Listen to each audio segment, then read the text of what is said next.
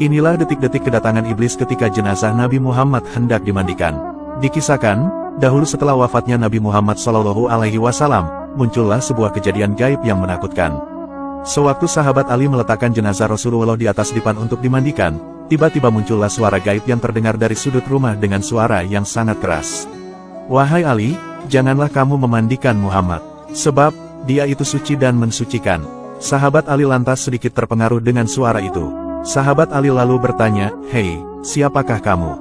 Sesungguhnya Nabi telah menyuruh kami melakukan hal ini, yaitu memandikan jenazahnya."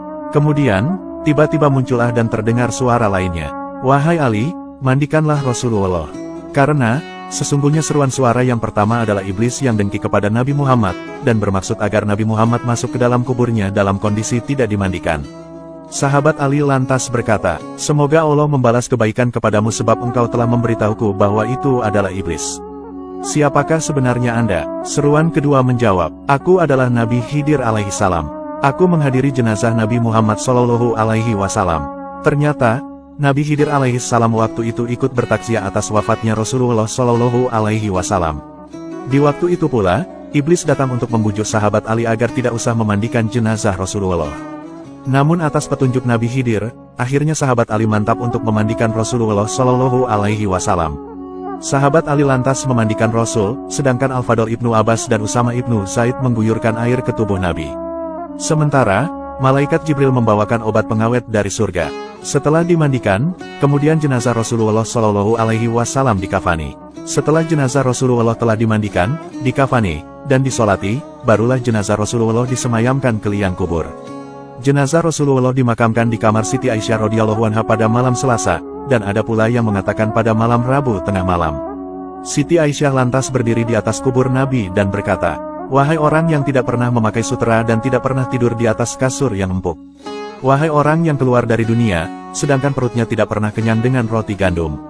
Wahai orang lebih suka tikar daripada ranjang. Wahai orang yang tidak pernah tidur sepanjang malam karena takut kepada neraka."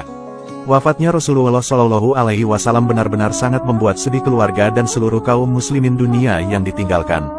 Sosok Rasulullah yang lembut dan berakhlak mulia tentu sangat dirindukan para umat-umatnya. Meskipun Rasul telah wafat, tetapi kita tetap bisa menyalurkan rindu dengan menziarahi makam Nabi Muhammad SAW. Islam menganjurkan umatnya untuk berziarah ke makam Rasulullah SAW di Madinah. Kalau menziarahi makam orang tua dan makam orang saleh dianjurkan, maka makam Rasul SAW lebih layak lagi untuk diziarahi. Selain untuk mengingat kematian, ziarah kubur di makam ulama dan para wali, terlebih lagi makam Nabi Muhammad SAW yang berdaya guna untuk meraih keberkahan. Rasulullah SAW sendiri menganjurkan umatnya untuk menziarahi makamnya di banyak hadis. Anjuran ini perlu untuk diamalkan mengingat beliau tentunya lebih mengerti betapa tingginya kedudukan ziarah ke makam Rasul. Syekh Said Bakri bin Said Syato Dimyati dalam kitab Ianatut Tholibin berkata, sebagian ulama mengatakan bahwa orang yang menziarahi makam Rasulullah SAW berhak menerima 10 kehormatan dari Allah Subhanahu wa Ta'ala. Barang siapa yang berziarah ke makam Nabi Muhammad, maka ia akan memperoleh 10 kehormatan dari Allah Subhanahu wa Ta'ala. Kehormatan yang pertama, yaitu akan diberikan derajat tertinggi di sisi Allah. Lalu yang kedua, ia akan disampaikan pada cita-cita tertinggi. Lalu yang ketiga, ia akan dipenuhi kebutuhannya. Lalu yang keempat, ia akan diberikan banyak anugerahnya. Lalu yang kelima, ia akan diselamatkan dari bencana. Lalu yang keenam, ia akan dilindungi dari aib. Lalu yang ketujuh, ia akan dimudahkan dalam kesulitan. Lalu yang kedelapan, ia akan diringankan bebannya dalam musibah. Lalu yang kesembilan, ia dapat merasakan apa yang akan terjadi. Lalu yang kesepuluh, ia akan mendapat limpahan rahmat dari Allah Subhanahu wa Ta'ala. Bagi orang yang mampu menempuh perjalanan ke kota suci Madinah, maka selayaknya ia tidak melewatkan kesempatan untuk menziarahi makam Rasulullah SAW.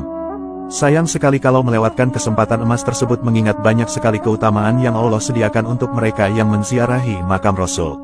Di samping itu, ziarah ke makam Nabi Muhammad sudah menjadi hak beliau terhadap umatnya bahkan segenap makhluk Allah.